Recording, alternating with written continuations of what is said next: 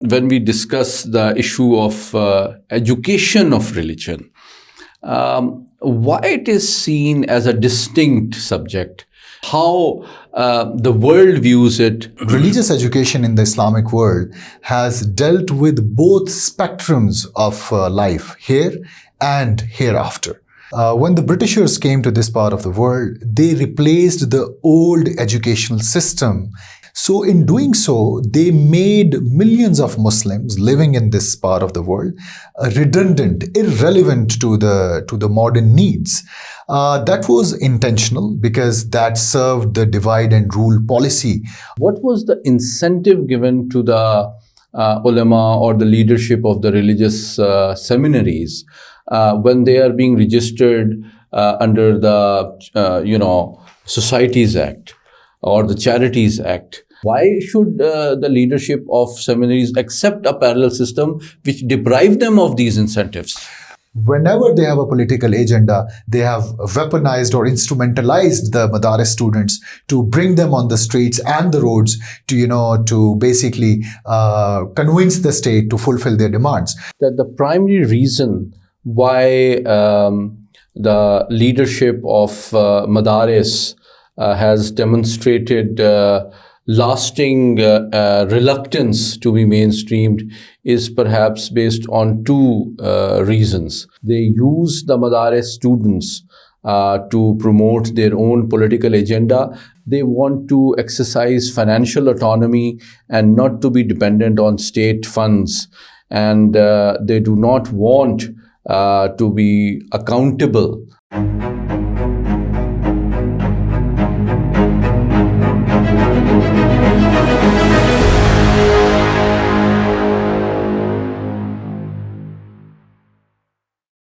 Viewers, very warm welcome to another episode of V News English program Perspectives, in which we bring before you some of the most insightful and interesting analysis of some of the most significant developments affecting the world, region, and Pakistan. A topic which has not been discussed much, but is in the eye of a storm in Pakistan, is the issue of religious education.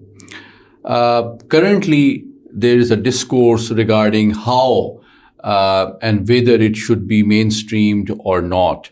So, in order to understand various dimensions of religious education, its global trends, its historic origins, the current trajectories, and the future projections, we are joined together by one of the leading experts on the subject, Dr. Khuram Iqbal.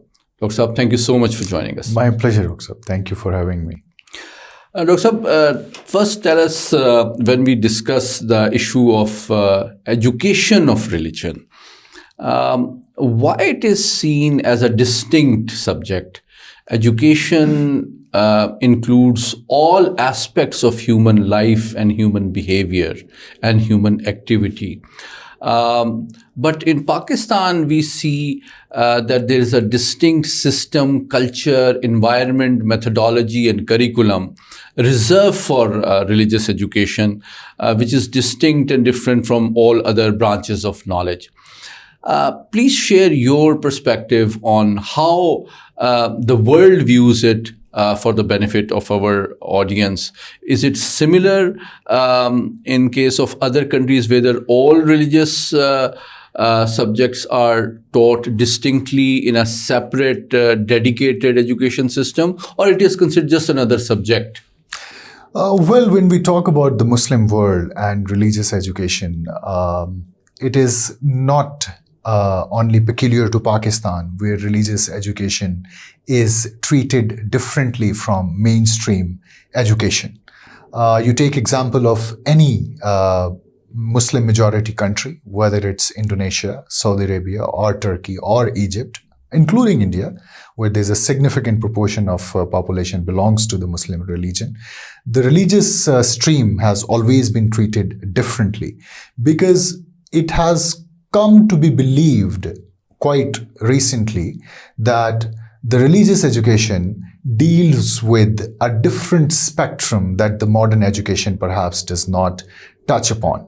But that has not been the case historically, because if you look at the evolution of this religious education in the Islamic world has dealt with both spectrums of life, here and hereafter. Religious education and the seminaries, which imparted religious education in the Muslim world in the early years, they were symbols of modernity, progressive thought, tolerance. And this was evident when you look at the religious madaris, let's say during the Umayyad Dor, and then followed by the Abbasids Caliphate, when the Muslim religious institutions, they dealt with both the revealed sciences and the rational sciences.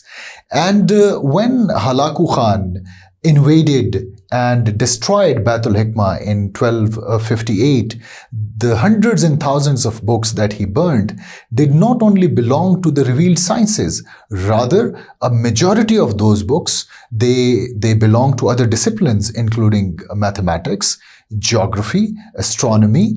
So Baitul Hikmah at that time was a base of both the religious and modern streams of knowledge. The translation center that operated within Baitul Hikmah was known for translating the Greek wisdom into Arabic that led to the Muslim Renaissance. So that was the scale in terms of knowledge production that the Muslim Madaris had at that time. But why Muslim Madaris came to be seen just only as the foundation or as the center of religious education, only restricting their role only to the revealed sciences, I think that's a colonial product.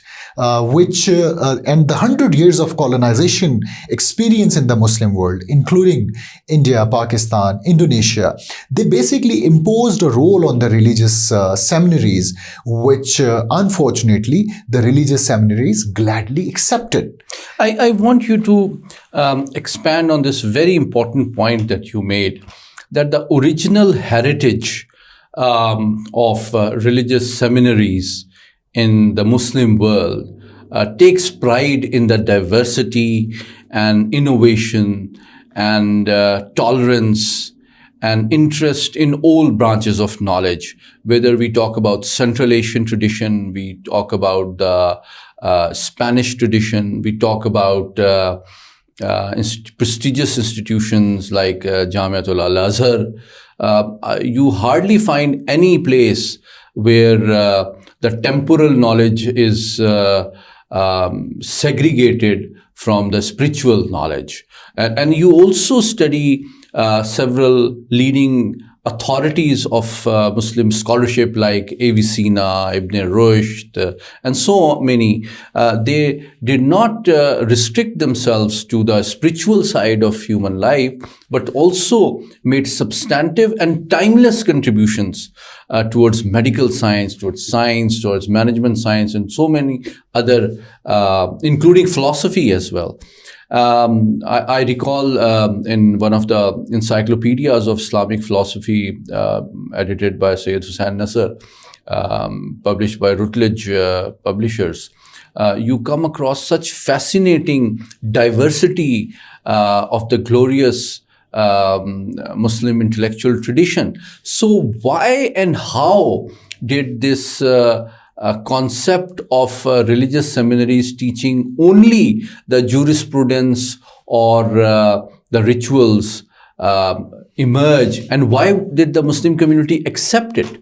Well, it can be related to the legacy of the colonial rule, as I have just mentioned in my initial response. When we talk precisely about the Indian subcontinent, when the Britishers came to this part of the world, they replaced the old educational system in this part with a new education system, replacing the medium of instructions, replacing Persian with English. So in doing so, they made millions of Muslims living in this part of the world redundant, irrelevant to the modern needs. That was intentional because that served the divide and rule policy of the Brits, because even at the peak of their power, there were few thousand Brits who were physically present there, but with the mere presence of few thousand, they managed to rule a continent or a subcontinent of the size of India, Pakistan and Bangladesh for roughly 300 years.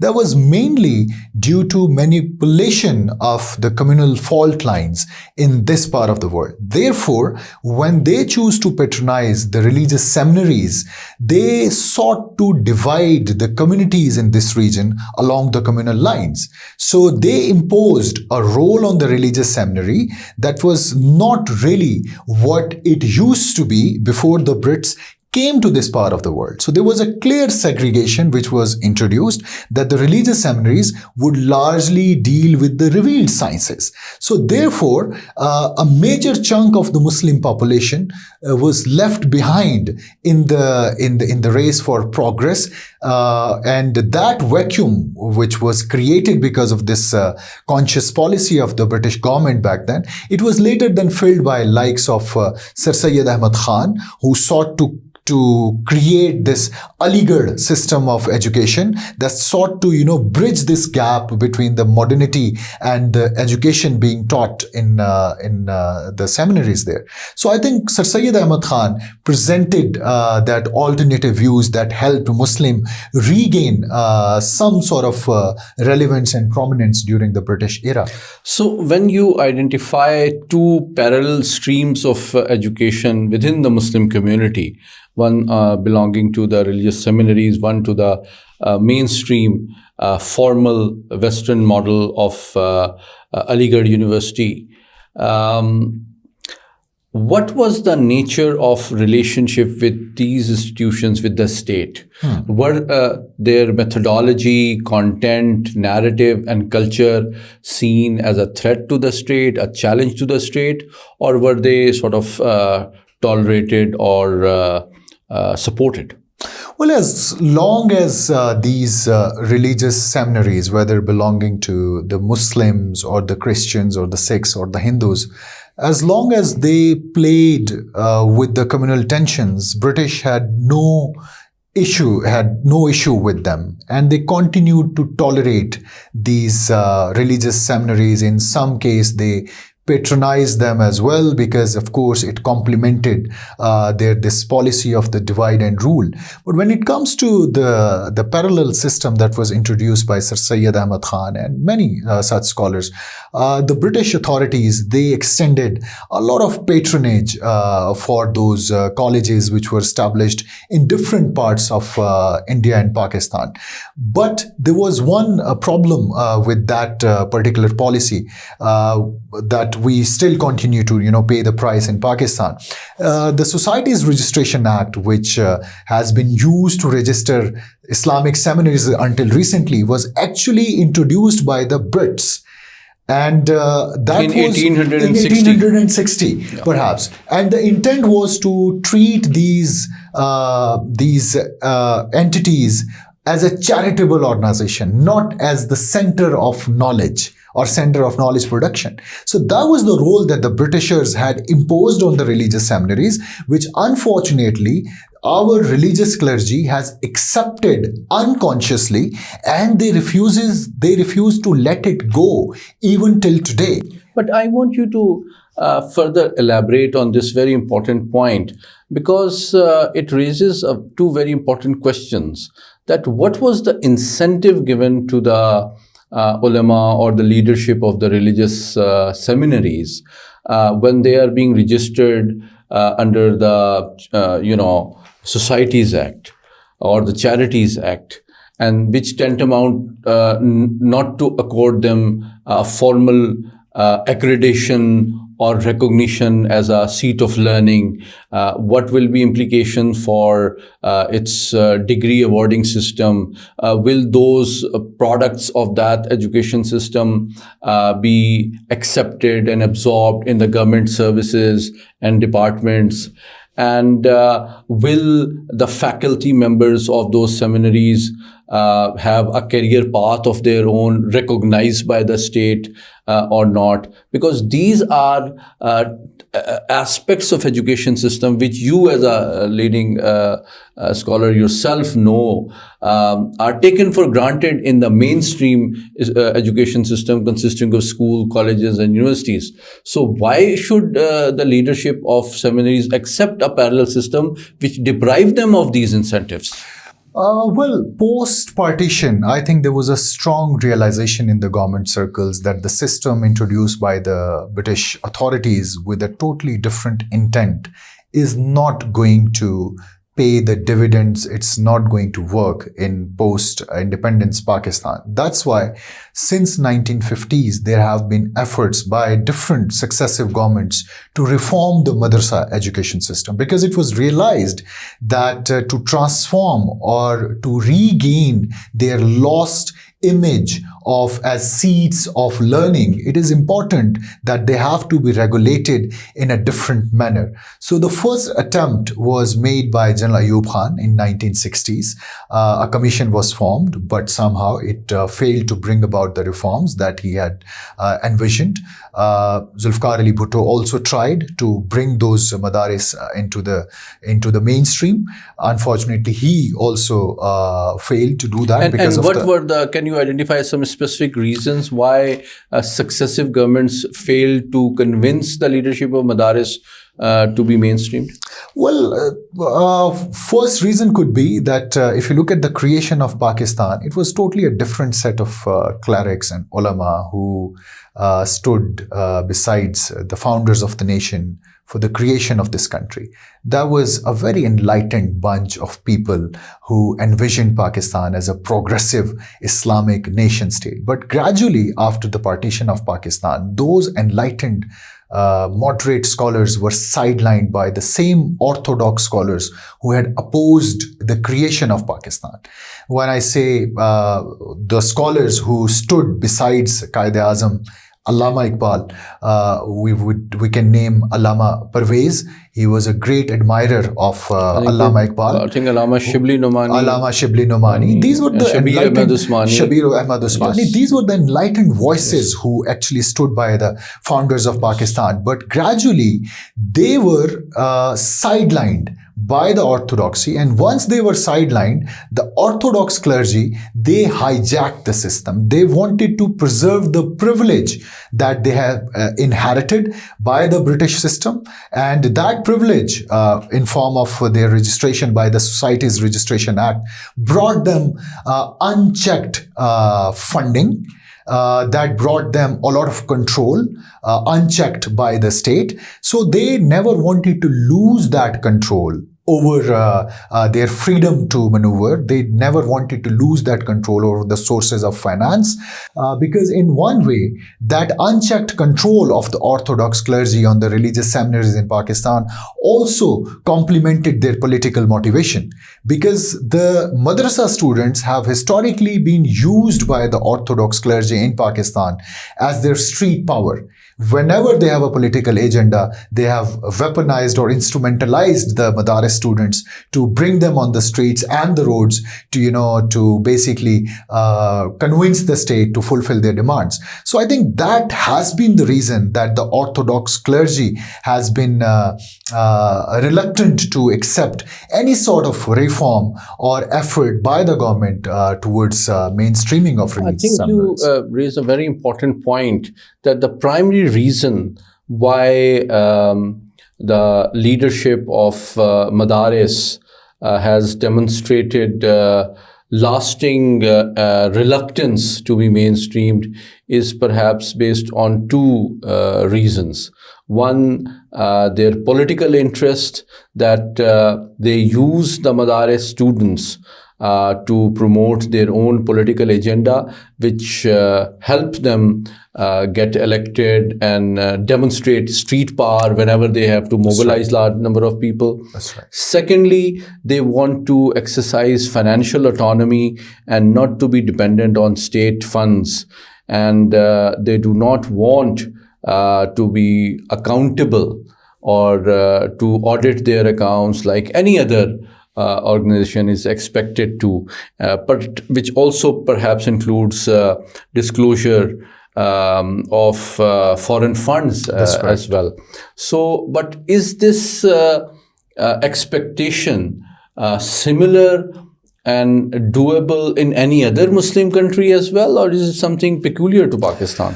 I think if you talk about the era in 1980s and 1990s, religious seminaries, whether in Pakistan, Indonesia, Saudi Arabia, they could, manage to get away with a lot many things because the geopolitical environment actually suited them. It was quite conducive for the mushroom growth of religious seminaries in the Islamic world because of the anti-Soviet Afghan jihad. In Pakistan, of course, all the efforts by the Ayub government and Zulfikar Ali Bhutto, they were reversed once General Ziaul Haq took control. And to produce those mindset which were willing to, wage jihad against the godless Soviets, you needed an extensive network of the religious madaris. And that jihad was, of course, not only led by the Pakistani state. Saudis were involved in that. United States was involved in that. So there was an entire international scheme that facilitated the mushroom growth of madaris. So a lot of unchecked funding was coming from the Arab world. Americans looked the other way when the madaris grew and produced a generation of jihadis in this country.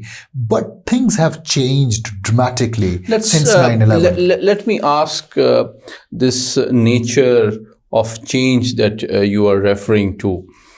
When the current leadership of Madaris in Pakistan, some Madaris like the Jamiat Ulama Islam Fazlur Rahman group expects to maintain and preserve their financial and political autonomy from state control. What is the basis of their expectation?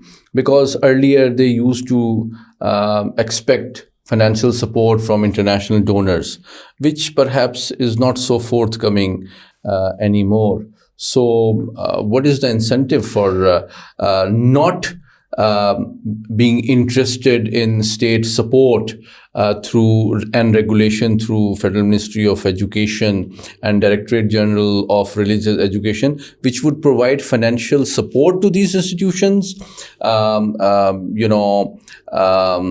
salaries to their faculty, scholarships to their students, and curriculum support as well?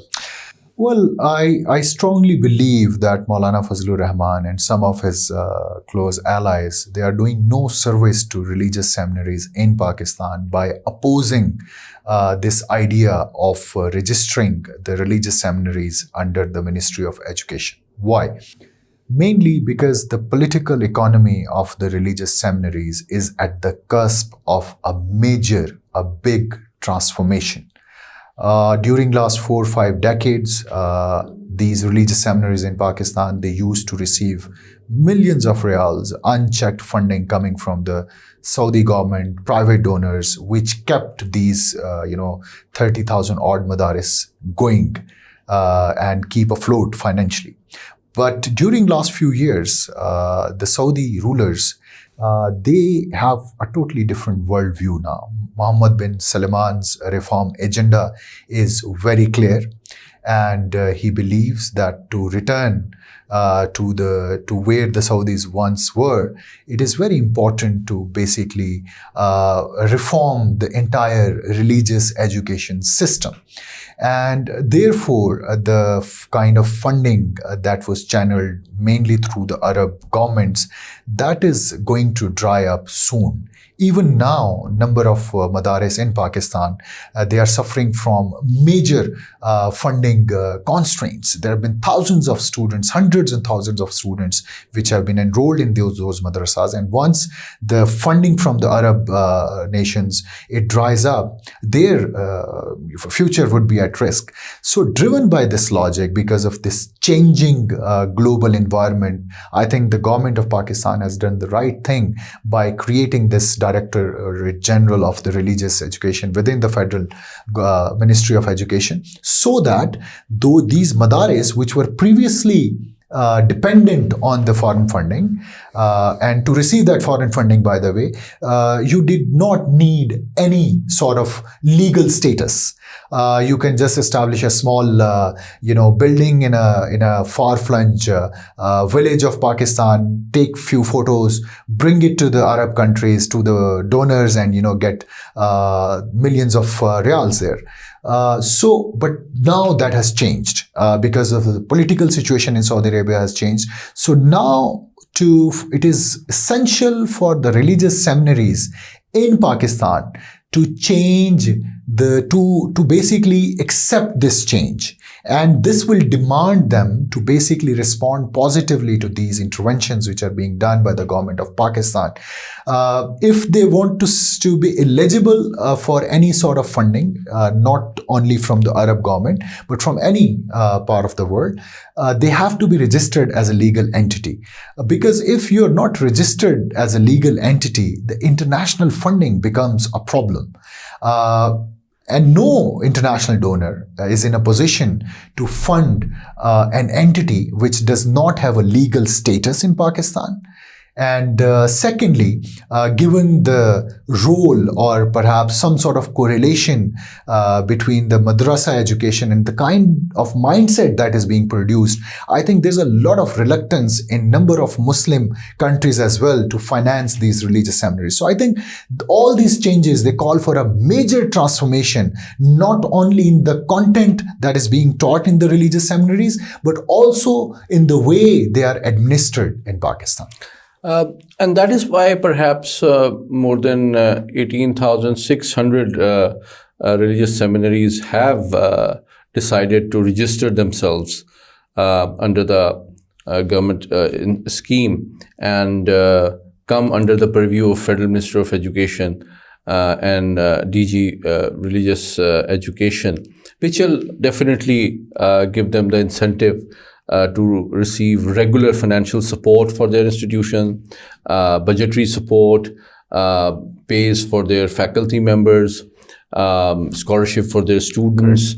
And already more than 100,000 books have been shared with these students, which would also allow them an opportunity to develop skills, not just religious knowledge, which will help them earn their livelihood once they graduate from these seminaries.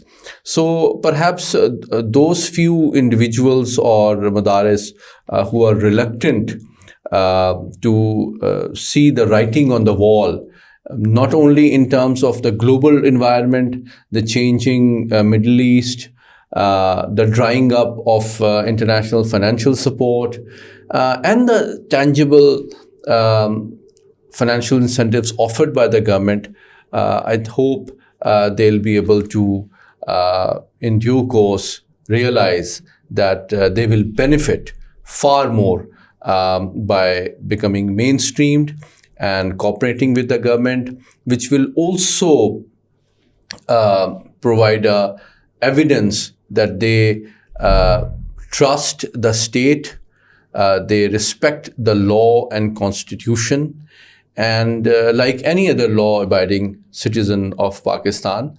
And this will also help address a lot of unrecorded and unregulated money channels that raise suspicions internationally at FATF and other forums, so that those issues can also be addressed more adequately and satisfactorily.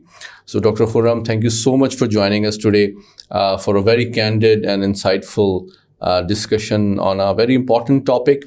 And I'm sure your analysis has addressed a lot of questions which were lingering in the minds of people who wanted to understand the origin of religious education, the global trends, and the rationale of the incentives being offered by the government of Pakistan and how things are likely to unfold. Thank you so much for joining us. My pleasure. Thank you, Rohit.